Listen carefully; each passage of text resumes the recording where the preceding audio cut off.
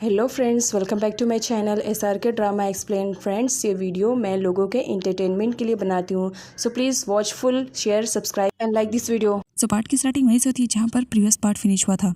ईट और खोन दोनों मिल करके कुकिंग कर रहे थे। चीन आता है और ईट की ऐसी कंडीशन देख करके उसे कहता है कि वो फ्यूचर में एक अच्छा शेफ बन सकता है, जिस पर ईट स्माइल करता है। चीन कहता है कि वो डैड से मिलने के लिए जा रहा है। ईट कुकिंग करे और उससे कोई गड़बड़ी ना हो, ऐसा उसके साथ फर्स्ट टाइम होता है, क्योंकि खोन उसे गाइड कर रही थी। खोन के गाइड करने पर इट सेम वैसे करता है, जिसकी वजह से फूड बहुत ही अच्छी तरीके से तैयार होता है। आगे दोनों मिल करके सारे फूड को सेल करते हैं, जहाँ पर इट को काफ़ी मज़ा भी आ रहा था और उसे अच्छा भी लग रहा था। ये सब काम करके इट काफ़ी थक चुका था, क्योंकि वो मॉर्निंग में 4 बजे उठा था। खोन उसे कहती है कि बस वो इतने ही काम में थक गया, अभी तो और सारे काम करने हैं। यहाँ पर खोन इट से कहती है कि चलो अमाउंट काउंट करते हैं, हमें कितना ज़्यादा प्रॉफिट मिला है, कितना अमाउंट मिला है। जिस पर इट कहता है 1 मिनट, ये अमाउंट मैं काउंट करूँगा, देखो ज़रा हमने कितना सेल किया है। इट अमाउंट काउंट करता है, जिसमें 1 कॉइन कम हो रहे थे। इट अपनी पॉकेट को चेक करता है, उसकी पॉकेट में मिल जाता है। आज फर्स्ट टाइम वो पैसों के रिलेटेड बहुत ही ज़्यादा सीरियस लग रहा था। इट कहता है इतना काफ़ी हो गया ना तुम्हारी डैड के हॉस्पिटल के बिल के लिए, तो चलो दे देते हैं। जिस पर खोन उसे रोकती है, इतना सारा प्रॉफिट हमें नहीं मिला है, लाओ मैं तुम्हें समझाती हूँ। और ये कहकर वो पैसे वापस लेती है और जितना भी फूड बनाने में खर्च हुए थे पैसे, वो सब अलग रखती है और प्रॉफिट अलग रखती है। जहाँ इट को मालूम पड़ता है कि प्रॉफिट बस इतना ही मिला है। इस पर कौन कहती है हाँ बस इतना ही मिला है, ये सारे अमाउंट तो हमारे खर्च किए हुए, उन्हें निकालने के बाद ही जो प्रॉफिट मिलता है उसे हम प्रॉफिट कहते हैं, क्या तुम्हें मालूम नहीं है। इस पर इट काफ़ी अपसेट फील करने लगता है, इतनी मेहनत के बाद इतना सही प्रॉफिट मुझे मिला। नेक्स्ट सीन में ईट और चीन को हॉस्पिटल के टेरेस पे दिखाया जाता है। ईट के परेशान दिखाई देने पर चीन उससे पूछता है क्या बात है, काफ़ी परेशान दिखाई दे रहे हो, वो भी तुम। ईट बताता है कि वो पैसों को लेकर के काफ़ी परेशान है। चीन स्माइल करने लगता है, तुम्हें और पैसों के लिए परेशान होना, ऐसा क्यों। जिस पे ईट VIP रूम के बारे में चीन को बताता है।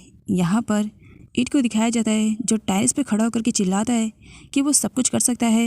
पीछे से खोन भी डैड को टेरेस पे लेकर चली आती है, जहाँ पर डैड ईट और चीन को एक साथ खेलते हुए देखते हैं। जिस पर डैड खोन से कहते हैं क्या सच में ये ऐसे ही दिखता है या फिर इसके भी 2 चेहरे हैं। खोन डैड की बातों को नहीं समझ पा रही थी कि डैड किस मीनिंग से कह रहे हैं। आगे ईट को दिखाया जाता है जो खोन से जाकर कहता है कि वो बहुत जल्द VIP रूम का सारा अमाउंट पे कर देगा। इधर वी खोन के डैड को हॉस्पिटल में विजिट करने के लिए आता है। डैड वी से कहते हैं क्या सच में तुम दोनों भाई हो, तुम दोनों में बहुत ही ज़्यादा डिफरेंस है। वी खोन के डैड को बता देता है कि वो उसका रियल ब्रदर नहीं है। साथ ही वो अपने डैड के भी बारे में बता देता है कि उसके डैड को माफिया वालों ने मार दिया था, जिसकी वजह से इट के डैड ने उसे अडॉप्ट कर लिया है, जब से वो इट के डैड के ही पास रहता है। ये सुन करके यहाँ पर खोन के डैड को कुछ अजीब सा लगता है, मानो वो कुछ जानते हों। खोन के डैड यहाँ पर वी का बैज देखते हैं। वी फर्स्ट टाइम उनसे अपने यूनिफॉर्म में मिलने के लिए आया हुआ था। डैड पूछते हैं तुम्हारे डैड का नाम क्या है, जिस पर वी बता देता है कि उसके डैड का नाम क्या है। वी के डैड का नाम सुनते ही खोन के डैड की सिचुएशन अचानक से ख़राब हो जाती है, लेकिन कुछ टाइम के बाद जब उनकी सिचुएशन ठीक होती है, वी उनसे पूछता है कि आखिर वो उसके डैड का नाम क्यों पूछ रहे हैं। जिस पर खोन के डैड का कहना था कि वी का फेस उनके बेस्ट फ्रेंड के सिमिलर है, वो उनके जैसा दिखाई दे रहा है, बस इसी वजह से, और कोई बात नहीं। वी को अपने मिशन पर जाना था, इसी वजह से वो खोन के डैड को गुड बाय बोलता है। खोन के डैड वी से कहते हैं कि वो उसका इंतज़ार करेंगे, वो दोबारा उनसे मिलने के लिए ज़रूर आए। वी के फेस पे स्माइल आ जाती है, क्योंकि खोन के डैड जहां ऑफिसर से इतनी ज़्यादा नफरत करते थे, तो आज यहाँ पर वी के साथ उनका रिएक्शन कुछ अलग ही था। वी के जाने के बाद खोन काफ़ी हैरान लफ्ज़ों में अपने डैड से पूछती है क्या बात है डैड, आज आप कुछ चेंज से दिखाई दे रहे हैं, आज आप वी से बहुत ही नॉर्मल तरीके से बात कर रहे थे। इस पर डैड कहते हैं क्योंकि पहले मुझे वी के बारे में नहीं मालूम था, वो काफ़ी अच्छा लड़का है और साथ ही वो एक काबिल पुलिस ऑफिसर है। खोन जब डैड के लिए एप्पल कट कर रही थी, तब उस वक्त खोन के डैड अपने पर्स में किसी के फ़ोटो देख रहे थे। जेट वी से कहता है क्या सच में तुम ऐसा करने वाले हो, तुम इतनी बड़ी बेवकूफ़ी कैसे कर सकते हो, ये बाइक तुम्हारी लाइफ है, इस बाइक से तुम्हें कितना ज़्यादा प्यार है और तुम क्या सच में इसे सेल कर दोगे। जिस पर एट कहता है हाँ इस वक्त मुझे पैसों की ज़रूरत है ना, तो बस इसी वजह से मैं अपनी बाइक को सेल कर रहा हूँ। जिस पर जेट मना करता है इतनी बड़ी बेवकूफ़ी मत करो, इस बाइक के लिए तुमने न जाने क्या क्या किया था और आज ये बाइक मिलने पर क्या तुम उसकी वैल्यू भूल गए हो। जिस पर ईट कहता है नहीं मैं वैल्यू नहीं भूला हूँ, बस मैं इतना चाहता हूँ कि मुझे कहीं से भी जल्द से जल्द अमाउंट मिल जाए, मुझे अपने फ्रेंड की हेल्प करनी है। इस पर जेट कहता है तुम्हारा फ्रेंड तुम्हें हेल्प करनी है, वो भी अपनी फेवरेट वाली बाइक बेच करके। और अगले सीन में इट और जेट को लेक के पास दिखाया जाता है।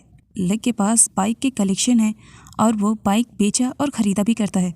तो इसी वजह से इट अपनी बाइक लेक के पास लेकर आया हुआ था कि वो उसे सेल करना चाह रहा है, उसे पैसों की ज़रूरत है। लेक और उसका फ्रेंड दोनों मिल करके इट को टीज करते हैं कि इसी बाइक की वजह से तो सारी लड़कियाँ इट पर मरती थी और इसी बाइक की वजह से वो हर रेस में जीत जाया करता था।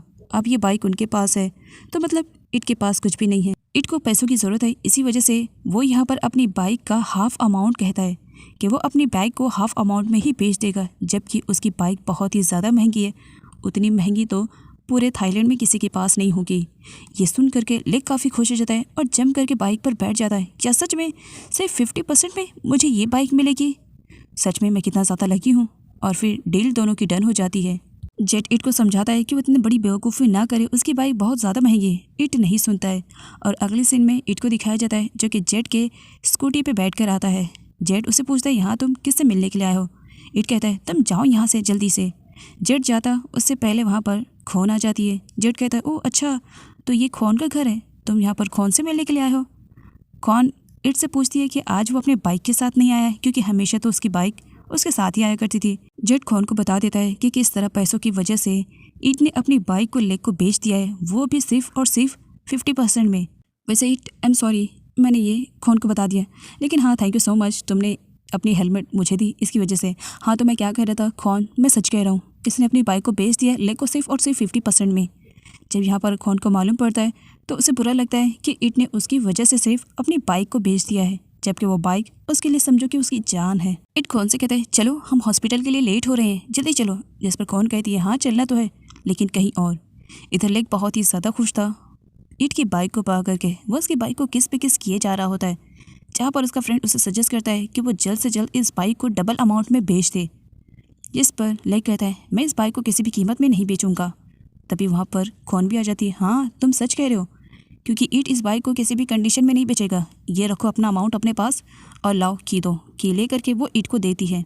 इधर माया और वी उन दोनों के बीच में अब तक जहाँ सब कुछ सही चल रहा था, तो अब मीडिया की वजह से उन दोनों की लाइफ में बहुत सारे तहलके भी मच चुके थे। जहाँ माया पूरी दुनिया को छोड़ने के लिए तैयार थी, लेकिन वी को नहीं छोड़ सकती थी।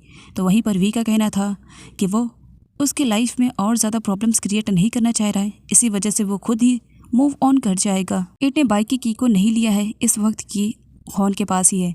यहाँ पर लेक अपने फ्रेंड से कहता है कि वो जाए किसी भी कंडीशन में उस बाइक की को वापस लेकर आए, क्योंकि मुझे ये बाइक बहुत ज़्यादा पसंद आई और मैं इसे लेकर रहूँगा।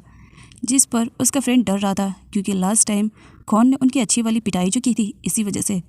जिस पर लेक अपने फ्रेंड को बहुत सारा अमाउंट देता है कि जाओ इस लड़की से की लेकर आओ, ये सिर्फ एक मामूली सी लड़की है। जिसे सुनने के बाद उसका फ्रेंड स्माइल करते हुए जाता है खोन के हाथों से ज़बरदस्ती की लेने के लिए। खोन उसकी अच्छी वाली बैंड बजाती है। यहाँ पर लेक का फ्रेंड उसे हिट करना चाह रहा था, लेकिन बाय मिस्टेक वो लेक को ही हिट कर देता है। लेक गुस्से में तुम्हारी हिम्मत कैसे हुई मुझे हिट करने के लिए, वो अपने फ्रेंड को हिट करता है। एंड देन यहाँ पर खोन उसे हिट करती है और कुछ ही टाइम में दोनों का काम तमाम हो जाता है। खोन इट की तरफ देख करके स्माइल कर रही थी, तो इट बहुत ही ज़्यादा शॉक में था कि इसने तो दोनों का काम यूं ही तमाम कर दिया। इट अपनी बाइक को पा करके बहुत ही ज़्यादा खुश था। वो खोन को हॉस्पिटल ड्रॉप करता है।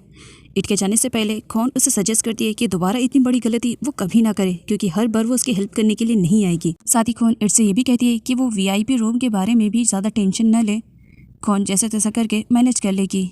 आगे इट को दिखाया जाता है जो डैड से रिक्वेस्ट करता है कि वो उसका क्रेडिट कार्ड वापस कर दे। डैड कहते हैं तुम्हें क्रेडिट कार्ड की ज़रूरत क्यों पड़ गई, जिस पर इट कहता है कि मुझे मेरे फ्रेंड की हेल्प करनी है, मुझे हॉस्पिटल का बिल पे करना है, बस इसी वजह से। डैड इट से पूछते हैं कि वो कौन सा बेस्ट फ्रेंड है जिसकी वजह से इट अपना क्रेडिट कार्ड मांग रहा है। इट बताता है कि वो खोन के डैड है, वो हॉस्पिटल में एडमिट है और उनका बिल पे करने के लिए उसे क्रेडिट कार्ड चाहिए। साथ ही वो अपने डैड से ये भी कहता है कि वो उन्हें अमाउंट वापस कर देगा। डैड के रीज़न पूछने पर इट बताता है फ्यूचर में मैं हार्ड वर्क करूँगा तो उससे मैं आपका अमाउंट वापस कर दूँगा। डैड काफ़ी खुश हो जाते हैं और वो क्रेडिट कार्ड इट को दे देते हैं। आंट इट के डैड को सजेस्ट करती है कि खोन की वजह से ही इट के लाइफ में सब कुछ पॉसिबल हो पाया है, तो एक बार उन्हें खोन के डैड को विज़िट करना चाहिए। इधर खोन को दिखाया जाता है जो जैसे तैसे करके अमाउंट लेकर आती है और फिर वो पे करने ही वाली रहती है, लेकिन सडनली ईट आकर के उससे सारा अमाउंट छीन लेता है। एक काम करो तुम रहने दो, पेमेंट मैं कर दूंगा। जिस पर खोन कहती नहीं तुम्हें परेशान होने की ज़रूरत नहीं है, मैं कर दूंगी। और दोनों में ही छीना झपटी स्टार्ट हो जाती है कि मैं अपने क्रेडिट कार्ड से पे करूंगा, जिस पर खोन कहती है मैं कैश पे करूंगी। दोनों ही काउंटर पर पहुंच जाते हैं, जहां पर इट कहता है कि आप मेरा क्रेडिट कार्ड यूज़ कर लो। तो खौन कहती है नहीं, आप ये कैश ले लो, कैश लेने में तो कोई प्रॉब्लम नहीं हो सकती है ना। रिसेप्शनिस्ट उन दोनों को बताती है कि ना ही वो कैश ले सकती है और ना ही वो क्रेडिट कार्ड ले सकती है, क्योंकि ऑलरेडी किसी ने खौन के डैड का बिल पे कर दिया है। बट किसने पे किया है इसके बारे में खौन जानना चाह रही थी। खौन को यहाँ पर मालूम पड़ता है कि बिल ईट के डैड ने पे किया है, उसे बोनस के तौर पर दे करके। जिस पर ईट कहता है बट ये तो मेरा काम था डैड, आपने ये सब क्यों किया। इधर ईट के डैड भी हॉस्पिटल में आ चुके थे खौन के डैड से मिलने के लिए। खौन के डैड को आज डिस्चार्ज किया जाने वाला था, इसी वजह से चिन पैकिंग कर रहा था। तभी वहाँ पर वी की एंट्री होती है। वी कहता है थैंक गॉड, सही टाइम पर आ गया। वी माया को लेकर के काफ़ी परेशान था।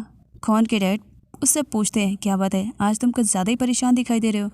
माना ऑफिसर्स की लाइफ में प्रॉब्लम्स तो आते रहते हैं, लेकिन उनका सामना डट कर करना चाहिए। जिस पर चिन बोल पड़ता है डैड क्या आपको आइडिया नहीं है, मैं बताऊं एक्चुअली ये माया की वजह से परेशान है। माया ने डिसाइड कर लिया है कि वो फिल्म इंडस्ट्री से रिज़ाइन करने वाली है, शायद इसी वजह से। जिस पर डैड कहते हैं फ़िक्र मत करो, वक्त के साथ सब कुछ ठीक हो जाएगा, इतना ज़्यादा परेशान होने की ज़रूरत नहीं है। तभी वहाँ पर ईट व्हील चेयर लेकर आ जाता है। जिस पर खौन के डैड कहते हैं तुम यहाँ पर क्या कर रहे हो। जिस पर ईट कहता है कि वो उनकी हेल्प करना चाह रहा है, इस तरह वो आराम से घर पहुँच सकते हैं। ईट जब वहाँ पर वी को देखता है तो उसे बुरा लगता है कि ये हर जगह मुझसे पहले पहुँचा रहता है। खौन के डैड ईट की हेल्प लेने से मना कर देते हैं। वो कहते हैं कि व्हील चेयर अगर पुश करना रहेगा तो इसके लिए खौन है, खौन व्हील चेयर को पुश करेगी। लेकिन वी ऐसा खौन को करने नहीं देता है और वो खुद ही व्हील चेयर को पुश करता है। ये देख करके चिन कहता है डैड ये सब क्यों कर रहे हैं, काफ़ी इरिटेटिंग लग रहा है। जिस पर ईट कहता है हाँ मुझे भी बहुत ही ज़्यादा इरिटेटिंग लग रहा है, ऐसा क्यों कर रहे हैं। खौन के डैड के जाने के बाद ईट के डैड वहाँ पर आते हैं और ईट से पूछते हैं कि खौन के डैड कहाँ पर है। जहाँ उन्हें मालूम पड़ता है ईट के थ्रू कि खौन के डैड को डिस्चार्ज कर दिया गया है और वो अपने घर चले गए। इसी वजह से ईट के डैड खौन के डैड से नहीं मिल पाते हैं। खौन के डैड काफ़ी जल्दी में थे। जिस पर चिन कहते हैं डैड आप एकदम ओल्ड माफिया की तरह लग रहे हैं, मानो कोई है जो आपको शूट करने वाला है, आप इतनी जल्दी में क्यों जा रहे हैं। जिस पर डैड चिन से कहते हैं बहुत गलत टाइम पर बहुत गलत बातें बोलते हो, जल्दी चलो घर चलना है। खौन ईट का वेट करती है। जिस पर वी कहता है कि ईट घर पर आ जाएगा, चलो जल्दी चलते हैं। अगले सीन में सबको घर पर वापस दिखाया जाता है। डैड भी अब पहले से बेटर फील कर रहे थे। चिन डैड से कहता है कि उन्होंने गलत किया, उन्हें ईट को भी साथ में लेकर आना चाहिए था। तभी ईट भी आ जाता है। चिन उससे पूछता है कि उसे इतना ज़्यादा टाइम कैसे लग गया। जिस पर ईट बताता है कि वो टैक्सी से आया है और इसी वजह से उसे टाइम लग गया क्योंकि ट्रैफिक बहुत ही ज़्यादा थी। आगे डैड को कुकिंग करते हुए दिखाया जाता है। यहाँ पर दो टीमों को दिखाया जाता है, एक चिन और ईट की थी तो दूसरी अपोजिट में वी और खौन की थी। दोनों आपस में बातें कर रहे थे। ईट को बहुत ही ज़्यादा बुरा लगता है। चिन ईट से कहता है कि पता नहीं क्यों मुझे कुछ ना कुछ तो अजीब लग रहा है, डैड को लेकर के मैं बहुत ज़्यादा परेशान हूँ। कहीं डैड ने खौन के लिए अगर वी जैसे लड़के को सिलेक्ट कर लिया तो।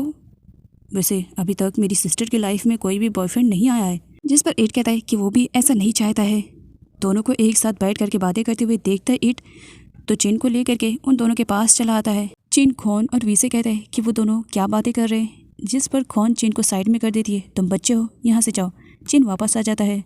अब चिन छोटा पड़ रहा था, ईट बड़ा था, तो इसी वजह से वो चेयर लेकर के उन दोनों के बीच में बैठ जाता और वी की तरफ देखते हुए कहता है हाँ तो तुम दोनों के इस टॉपिक पे डिस्कशन कर रहे थे, ज़रा मुझे भी इन्वॉल्व करो, मुझे भी तो जानना है आखिर तुम मेरी ट्यूटर से किस टॉपिक पे बात कर रहे हो।